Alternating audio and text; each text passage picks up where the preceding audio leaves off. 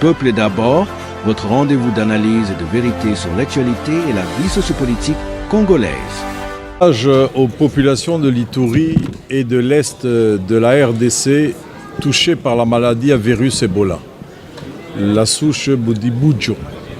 Chers frères et sœurs des zones de Bunia, Rwampara, Mongwalu, Nyakunde et des autres zones de santé de l'Ituri, du Nord Kivu et du Sud Kivu.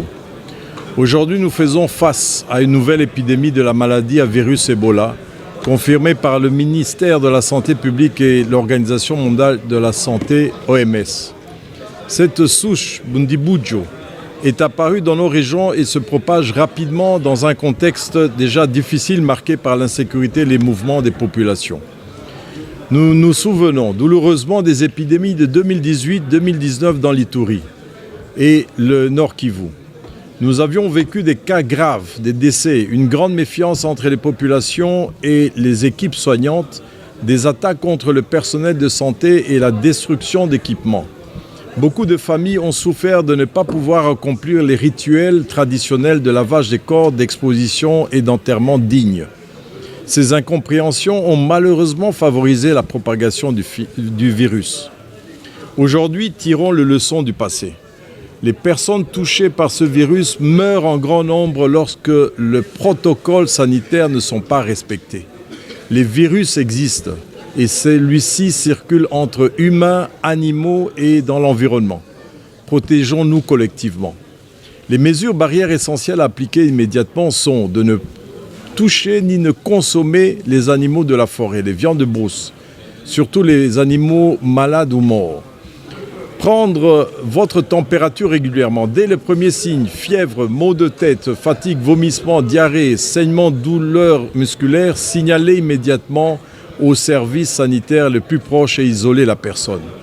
Isolez les malades et respectez les consignes des équipes de santé. Lavez-vous les mains fréquemment avec de l'eau et du savon ou un désinfectant, surtout après tout contact et avant de manger. Évitons les poignées de main. Évitons tout contact direct avec le fluide corporel des malades, sueur, vomissure, sel, sang. Respectons les enterrements sécurisés et dignes. Ne touchez pas les corps des personnes décédées des maladies suspectes. Les équipes formées s'en occupent dans le respect des traditions autant que possible, tout en protégeant les vivants. C'est la meilleure façon d'honorer nos morts et de sauver des vies. Ne détruisez pas les équipements sanitaires, ni les centres de traitement. Cela ne vaut rien. Au final, c'est notre communauté qui en souffre le plus. Chers parents, leaders communautaires, chefs coutumiers, jeunes et femmes, le dialogue et la confiance, l'instruction, l'information sont nos meilleures armes.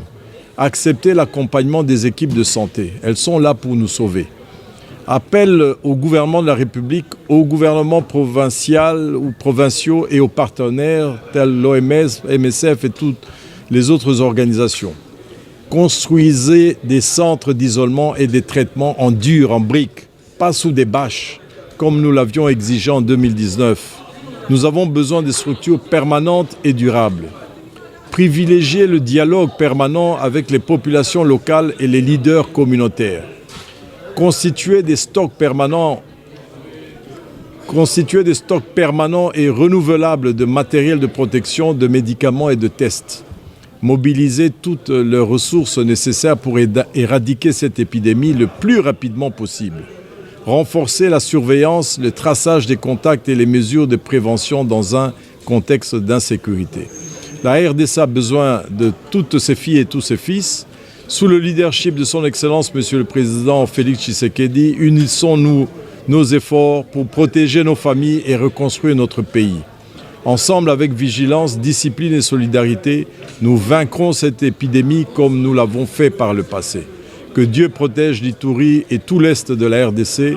Restons unis, respectons les mesures, sauvons des vies. Merci. Lémi, c'était notre 11e édition. C'est une province vraiment issue du démembrement du Grand Tanganyika qui est encore vierge et nous avons vu vraiment toutes les possibilités. Suivant un programme comme le ministre d'État au plan a bien voulu le décliner pour une cohérence des programmes de planification, entre le programme provincial et le programme national. Et nous sommes confiants que sous le leadership de son Excellence, Monsieur le Président de la République, de son gouvernement, des opérateurs économiques, des gouvernements provinciaux, nous allons pouvoir mettre en place une planification qui nous fasse avancer. Et une province vierge un peu comme celle-là, il ne faut pas la détruire, il faut bien la construire, il faut bien la planifier, il faut bien la structurer. Voilà pourquoi nous étions là, par exemple, avec les structures de l'aménagement du territoire. Aujourd'hui, vous avez vu Kinshasa qui, finalement, passe sous gestion du chef de l'État en matière d'assainissement et de l'armée. Eh bien, on ne pouvait qu'arriver à ce niveau-là parce qu'il n'y a pas eu de respect d'urbanisme, d'assainissement et de répartition des tâches. On voit parfois le gouvernement central vouloir faire l'assainissement de la ville. Ce n'est pas au gouvernement central, ni au gouverneur, mais c'est aux communes d'abord, qui doivent avoir les moyens de motoriser, et tous les moyens. Aujourd'hui, ce grand coup de balai doit être fait pour enlever les millions de tonnes qui se trouvent dans Kinshasa, assainir Kinshasa et revenir maintenant à une planification qui soit juste. Il ne faut pas seulement que chaque ministre ou ministère essaye de tirer les choses pour lui. Suivons la décentralisation, suivons la loi sur les entités décentralisées et permettons à ce que les communes puissent assainir. Voilà pourquoi nous allons revenir à Kinshasa au mois d'octobre pour parler de la ville. Le thème n'est pas encore complètement défini, mais ça sera en octobre. Et nous allons parler encore de cette grande ville mégalopole. Ça sera la 3e fois. Les sujets sur, par exemple, la réforme administrative de Kinshasa, Kinshasa ville, Kinshasa province, Kinshasa capitale, Kinshasa siège des institutions. Je vous l'ai déjà dit, c'est une réflexion que je soutiens pour le changement de ces dispositions dans la Constitution parce que Kinshasa doit redevenir une province comme toutes les autres, composée de plusieurs villes et de communes qui fonctionnent. Et la partie du gouvernement qui peut avoir des actions dans Kinshasa peut être là où se trouvent les sièges des institutions. Ça sera la ville nord et pourra travailler avec un gouverneur et des maires et des bourgmestres. Et on pourra avoir une meilleure gestion que d'avoir, vous voyez aujourd'hui c'est le chef de l'État, c'est l'armée, c'est les ministres, c'est le gouverneur, c'est les bourgmestres qu'on met de côté. On ne peut arriver qu'à Kinshasa qui ne marche pas. Nous allons revenir sur cela et nous allons revenir sur l'aménagement du territoire. Nous venons d'avoir la rocade, mais l'aménagement du territoire n'a pas été suffisant. La loi est là, il faut l'appliquer. Nous allons revenir sur l'urbanisme aussi, l'urbanisation, les règles. On a vu que le ministre national des travaux publics vient de lancer les normes, la rédaction de normes. Il a demandé à Kalemi que nous puissions être partie prenante. Tout à fait normal parce que nous le demandons depuis des années et nous le félicitons d'avoir lancé ces travaux avec son Excellence Madame la Première ministre sur les normes de construction. Et nous allons revenir aussi sur la formation professionnelle du secteur de la construction des bâtiments parce que sans professionnalisation, on peut avoir du ciment, on peut avoir du béton, mais on va mal le faire et on va avoir des mauvais résultats. Donc toutes ces questions sont essentielles. Maintenant, il y a les promotions immobilières. Kinshasa est en train de grandir, mais il doit grandir suivant des normes efficaces et nous allons revenir là-dessus. Et je peux vous dire déjà qu'au mois d'avril 2027, la route RN1 est en train d'avancer Chikapa, Kananga, Mbujimayi. Nous allons être à Mbujimayi pour Expo Béton 2027 au mois d'avril et nous serons au mois de juin à Luanda, en Angola, et encore en octobre à Kinshasa. Nous allons avoir maintenant 3 éditions. Toutes les provinces veulent voir Expo Béton. Kalemi a été un succès.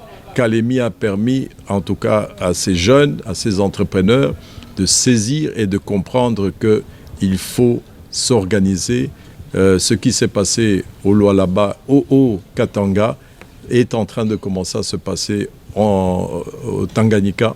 Et c'est le moment de bien planifier ce programme-là. De même ici, nous allons revenir là-dessus sur la ville de Kinshasa qui est une ville-pays. Merci. Merci.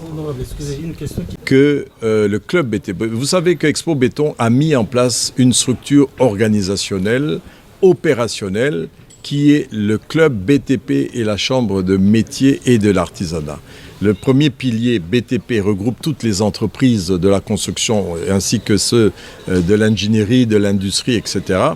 Et le deuxième pilier, la chambre de métier de l'artisanat, c'est pour la formation professionnelle. Nous avons l'INPP, nous avons tous ces membres de structures de formation. Nous sommes en train de rédiger le même type de cours et le même process, le même curricula pour avoir une certification ISO aux travailleurs congolais pour ne pas toujours voir des étrangers qui viennent ici, ainsi que le VA qui est la valorisation des expériences acquises. Vous êtes sur un chantier, nous voyons votre qualification et nous vous donnons une attestation. Ça, c'est assez rapide avant de faire la formation professionnelle.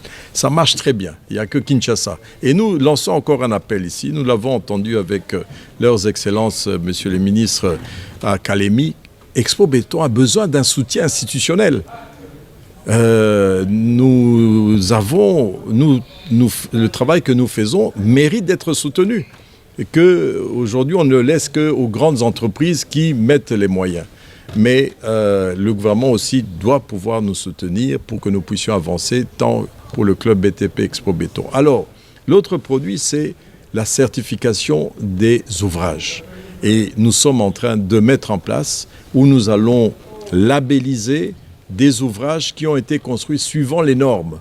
Les normes sont en train de se faire, mais déjà, nous mettons un produit où on va certifier, nous avons beaucoup de membres ingénieurs, etc. On va certifier un ouvrage qui a été construit dans les normes. Ça viendra bientôt. Merci. Merci. Merci.